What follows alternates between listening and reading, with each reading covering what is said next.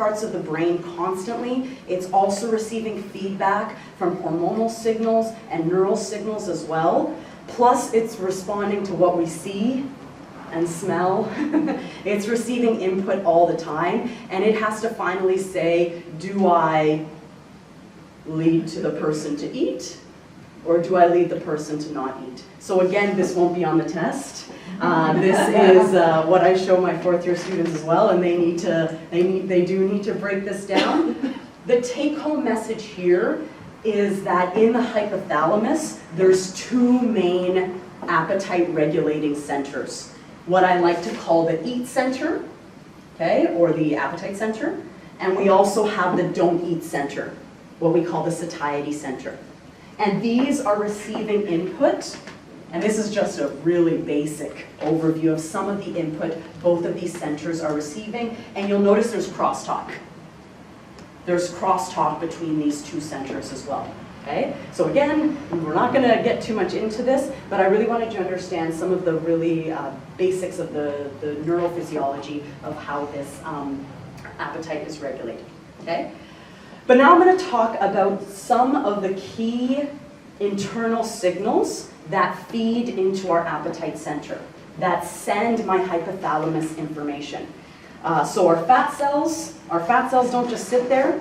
They are a living, breathing tissue. They send signals to the rest of the body, and they communicate with the rest of the body. And in health, they seem to promote health. And sometimes when they are less healthy, they can have some negative effects on the body. So we'll talk a little bit more about those. For the sake of time, I'm only going to talk about some GI tract regulators. Okay, so I'll talk about something called Ghrelin, okay, which is an appetite hormone. We'll also talk about GLP-1, which is something that promotes satiety or that feeling of fullness. And the other area with respect to our digestive tract that I want to talk about is our microbiome. Okay, and this is, oh my gosh, we haven't even cracked the surface of this. There's so many unknowns in this area, so I'm not going to give you a how to fix all of your microbiome today because we really don't know. Okay, there's a lot of unknowns, but we just keep learning more and more about how the bacteria, in particular, in your digestive tract, more so in your colon, sends signals to the rest of the body, and it can influence things like appetite and even mood. Okay, we're learning more and more about that. Okay, so we'll start with our fat cells. And our conversation about fat cells and appetite is incomplete. Ooh, right about this one, so we're talking fat cells now. So a conversation about fat cells and appetite is incomplete without talking about leptin. Have you guys heard of leptin before? Yeah, so yeah, okay, good. So leptin, what's really interesting about leptin is we didn't even know it existed till 1994. Before 1994, we thought our fat cells just sat there. They were just like, physiologists would just glaze over them. But in 1994, with the discovery of this thing that was being secreted by our fat cells called leptin, it really opened the box of our discovery of how fat is a dynamic tissue and it communicates with the rest of the body. Okay? So a little bit about leptin. When our fat cells get bigger, they seem to increase their secretion of leptin. And leptin, so when our fat cells get bigger, leptin is released and it goes to the hypothalamus. We saw its receptors on the hypothalamus. And what leptin ends up doing is it promotes that stop, the don't eat. It's the break. Okay? So one of the things it helps to do is slow down that drive to consume. Okay? It's a satiety hormone. That's what we often call it. Okay? Fat cells get bigger. Leptin is released. Brain says, don't eat. Ideally, we consume less. Fat cells get smaller. Fat cells get bigger, leptin, eat less, fat cells get smaller. Okay? So it really helps, oopsie, our fat, I just got this one today, so I'm learning how to use it. It really helps our fat cells to more or less stay at an ideal, what is ideal? At a what we might call a set point. Okay? However, you are probably aware that leptin regulation can be compromised. There are some individuals, a very, very small percentage of individuals, that don't secrete leptin. Okay? Just like there's some people that don't secrete insulin. Okay, that's type 1 diabetes. Okay, so there's very, very small percentage, like less than 1% of individuals don't secrete leptin. It's a small amount. But in obesity, we see a lot of individuals are having an issue with leptin resistance, where leptin levels are actually really elevated and the brain's like, I don't care. Yeah, that's great, leptin. I'm going to do whatever I want. You know, I'm not going to push the brake down. Okay? And we don't really understand why. Still, we're still trying to figure that out. And the question, part of the question is, does obesity lead to leptin resistance, or does leptin resistance lead to obesity? One of those feedback loops that we're kind of still trying to chicken and the egg kind of situations that we're still trying to figure out. Okay? So question, is leptin an intervention place? Maybe? Maybe, please, let it be. Not really. So, sorry about this. So in the very, very small percentage of individuals that are leptin deficient, when we do give them exogenous or outside the body leptin, it does seem to reduce obesity quite rapidly, actually. Okay? Just like when you give an individual with type 1 diabetes insulin, it fixes the problem pretty quickly, okay? Or helps to manage the problem pretty quickly. However, in obesity, like we mentioned, it's often not leptin deficiency, it's what? Resistance. And unfortunately, we can't do much about that. Okay? So there are no drugs that we can use. The only thing we can really do here is manage the size of our fat cells. Okay? Decreasing the size of our fat cells by decreasing, promoting a negative energy balance, which is easier said than done. This can shrink the size of our fat cells and may improve leptin resistance. But otherwise, I don't really see this as an intervention point. Okay? So let's keep going. So let's get more to what can I actually do side of things. Okay? So now let's look, we're moving past our fat cells. Okay, so we talked about our fat cells, and now let's talk a little bit about our GI tract and how that feeds back into our appetite center. And like I mentioned, I'm only going to talk about a few GI-related topics. Okay? So first of all, you guys said you know ghrelin. You're familiar with ghrelin, yes? So ghrelin is a hormone that's released by your stomach cells. And this one, again, does have a sensor. It has a receptor in our hypothalamus. And ghrelin is that eat or don't eat? Eat. It's eat. And that's why I like to call ghrelin the gremlin. I think that analogy works really well here. It actually sounds like gremlin as well. This was a really fun picture. I really enjoyed my Google Images search to be able to find this picture. Okay? I felt like that more than once in my life myself. So, question. Oh, sorry, I forgot about this. So one of the reasons we know that ghrelin influences appetite, these are some of the earlier studies on ghrelin, is that we would see a spike in ghrelin right before mealtime. So right before breakfast, ghrelin goes up, we eat, ghrelin goes down. Okay? Right before lunch, ghrelin goes up, we eat, ghrelin tends to go down. Okay? So this was some of the earliest clues that ghrelin had an influence on appetite. And I'm going to say this a lot today, we're still trying to figure out ghrelin. Okay? There's a lot of unknowns. Please be aware that science is a process, it's not a set of facts. And we're still trying to figure out a lot of this.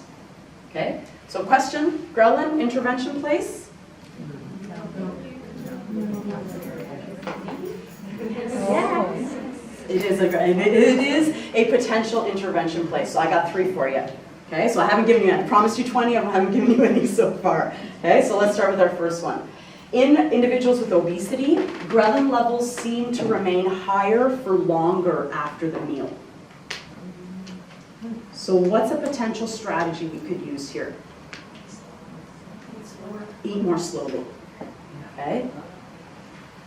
I have a very hard time with this. This is probably the one that I struggle with the most. When I was a kid, my brother, if I didn't eat my meal quickly enough, he would finish my dinner for me. So I still have this like, eat really quickly stuck in my head. And so I really have to use strategies to slow down. So one of the things I try to do is try to eat with other people and try to talk more, put my fork down. And catch myself when I'm eating too quickly, be mindful of it. I'm like, oh, I'm doing it again. And without judgment, be like, oh, I'm doing it again. Okay, put my fork down. So I move back from the table a little bit as well. And then if I'm doing it again, oh, I'm doing it again. And I try to slow myself down as well. Okay? Another good tip for this is try not to eat standing up. or eat from the bag or the box.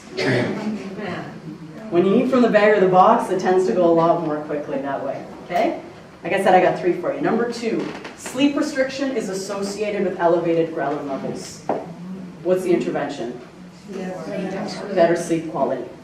Okay? Easier said than done, but I think we can all take a little advice from my cat Sparta, who, yes, I'm pandering to you guys right now, to the cat lovers in the room. So I snapped this picture of Sparta yesterday because she is an excellent sleeper. In fact, her sleep is more important than my sleep, in her opinion. She forces me off the bed. This is something I struggle with as well. Anyone else struggle with sleep quality? Yeah, it's tough. Setting a timer sometimes helps, or having a regular time for bedtime. Not using your phone right before bedtime as well, because the light is something that can promote awakeness too. Be careful with caffeine right before bedtime. Those kind of things might help, okay? But everyone's a bit different with this, okay? And number 3, sleeve gastrectomy, which I think some of you guys, you've probably heard about this before, seems to decrease levels of ghrelin. So what's the intervention here? Yeah, bariatric surgery, okay? So again, this is not a list of things everyone has to do. This is a pick and choose.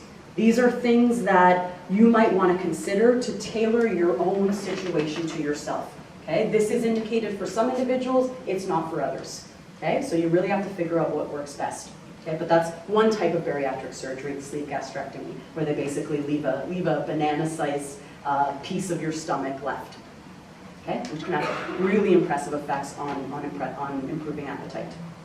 Okay, on to my second gastrointestinal regulator, and this is GLP-1. You guys heard of GLP-1? Yep. Yes, so you have heard of this. You might be aware that GLP-1 is a natural hormone that's secreted by the cells of your small intestine, in part in response to the types of foods that are found there.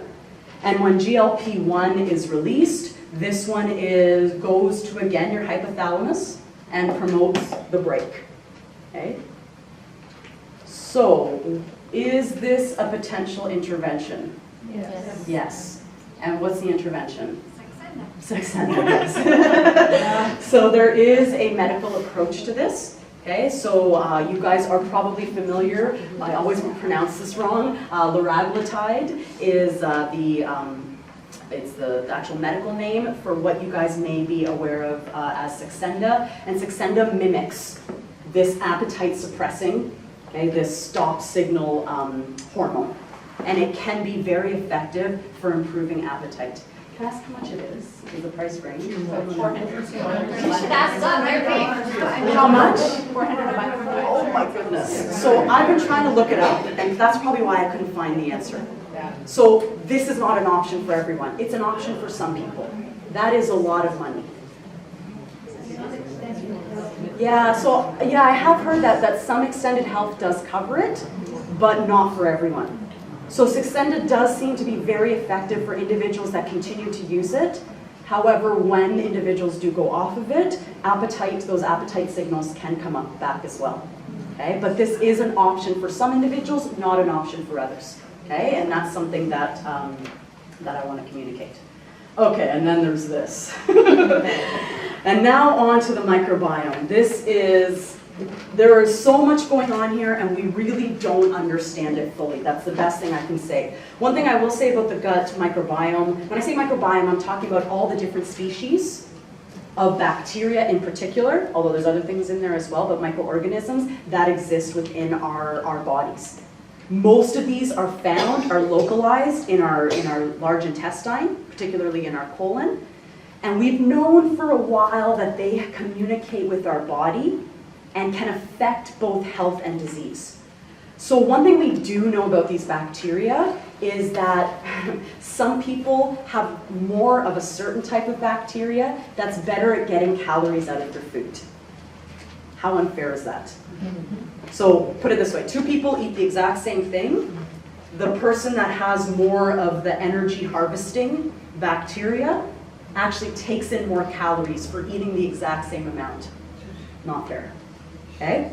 But we're not entirely sure how we can change this, okay? But that's not appetite, okay? As far as how they affect appetite, Part of when they are fermenting things, when they are breaking down indigestible carbohydrates, for instance, one of the things they do is they release what we call certain metabolites. And these metabolites seem to have an effect on the cells of our small intestine and can change some of their signaling patterns. And we are still, like I said, trying to figure this out. But there does seem to be a relationship between the microbiome, the specific types of species you find in this microbiome, and increased risk of obesity and changes to appetite as well. Okay? So is the microbiome an intervention place? Yes. No. The best I can say is maybe, and we're not sure of the recipe.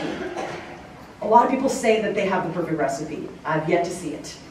The evidence is still not black and white on the microbiome, and as far as what we can do about it, it's like I said, not black and white.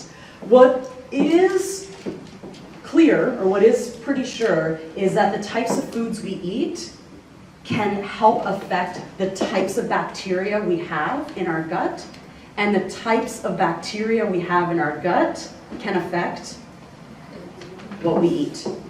It makes sense.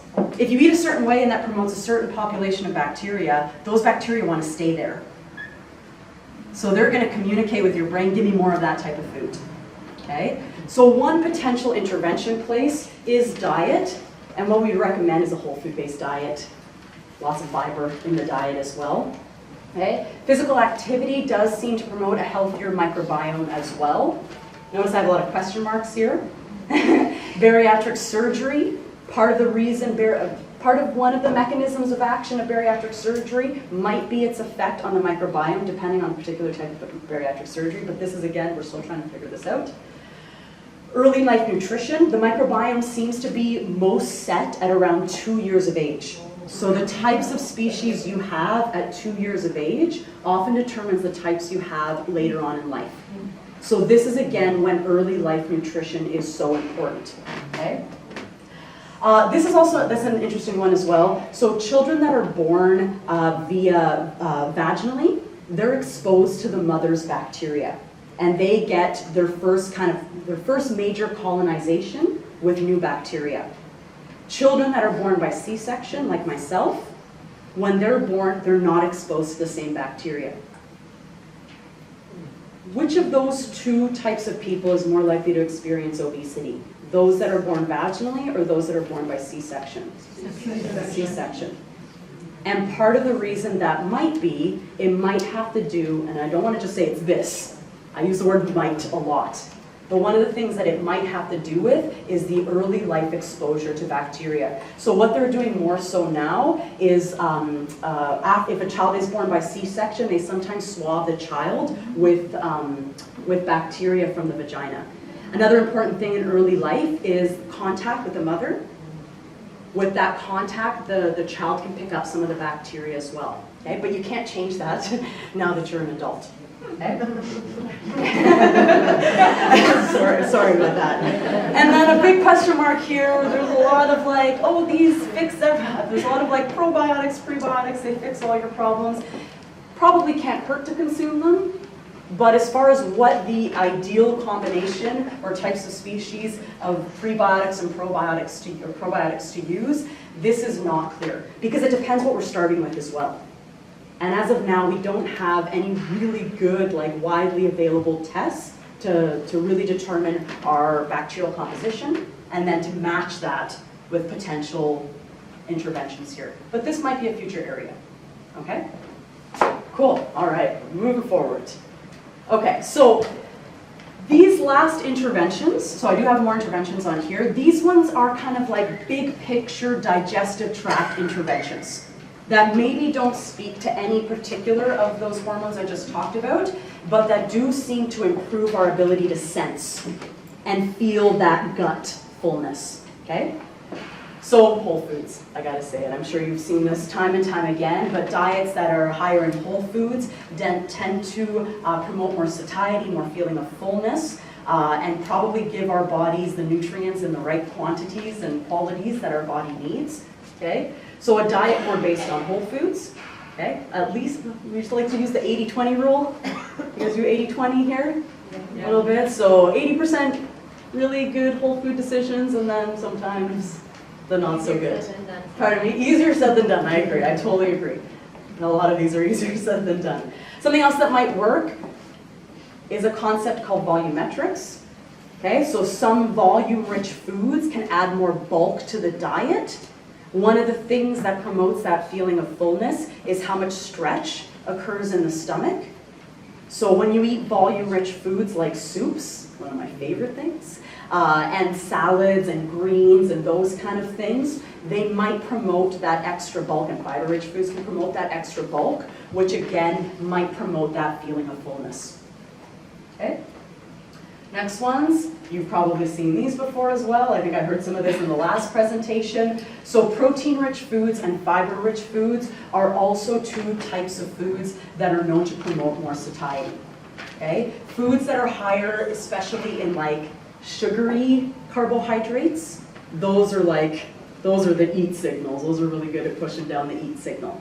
But protein-rich foods, these are a lot better at that satiety signal. Okay? And fiber-rich foods as well, because again, they add bulk. Okay? In part because they add bulk. Okay? And then this means different things to different people, but another place to potentially intervene is to really put your mind in your gut. Okay? So to really try to think about what's going on and try to feel, when you do feel hunger, try to ask yourself where it's coming from. Again, easier said than done. I've been trying to do this a bit more myself as well. I've always been the type of person that it's like, okay, it's 12, I get to eat. Okay, it's 6, I get to eat. But instead of like talking about when I you get to eat at any time, first of all. But instead of like making rules for myself about when I can and can't eat, try to focus more on what my body is telling me. And again, some people are better at sensing than others. But this might be an area to explore as well. Can you try to tap into your gut a little bit more and try to figure out where that appetite signal is coming from? Okay, so now the fun stuff, reward. Okay, so like I mentioned, when it comes to appetite, there are a lot of things that can influence the hypothalamus. And of course, our gut and our fat cells can influence the signals to the brain, but so can this highly, sometimes unpredictable reward system. And like I wanted to draw out, our reward system can also be influenced by our environment. And I'll save you the suspense. This is one area where we can intervene. Okay? So let me tell you a little bit about reward. I won't get too much into it, but because there's, oh my gosh, there's so much that, that we're still trying to figure out as well. This is a very brief overview of some of the reward centers of the brain. The hypothalamus is found around here, so you'll notice how close to the hypothalamus they are. These are some of the areas that are integrated with reward, plus emotion too. Reward, emotion, motivation, all of those are kind of centralized in this area. Now, it would be a disservice to the brain to say this area does this and that area does that. That's not how the brain works. The brain is highly integrated, and there's a lot of communication between different areas of the brain. Okay?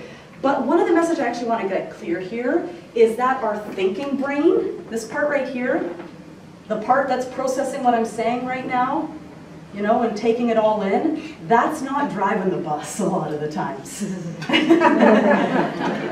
Do we agree? I take the by the laughs, you agree. Okay, and as much as we can say, I shouldn't eat, I shouldn't eat, I shouldn't eat, or I should be eating healthier, I should be eating healthier, that thinking brain isn't necessarily the one in control.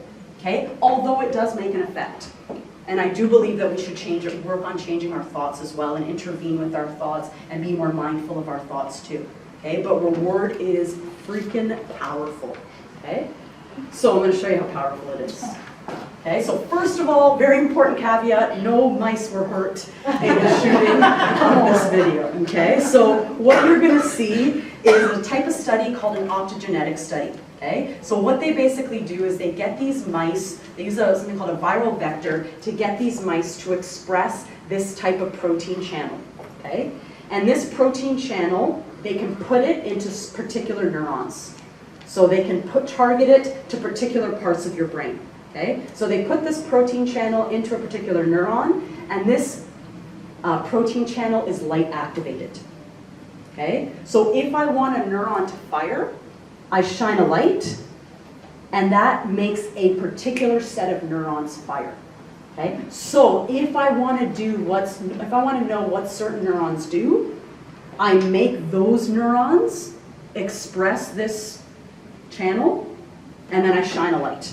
Okay? So that's a very brief explanation of optogenetics. Okay? So basically what's happening here is that the scientists in this lab, not my lab, I don't have a lab, they basically implanted channels, or they've had these mice express these light-sensitive channels in a particular reward center. Okay? When the light comes on, that means that that reward center is activated. Okay? Another important thing before we see this video, I hope after all that the video works. One other thing to mention is that these mice are overfed. They've just eaten a lot. So their hunger is satisfied. Okay? So fingers crossed my video works. It's gonna work. I have a backup if it doesn't. I built it up so much, it's gotta work now.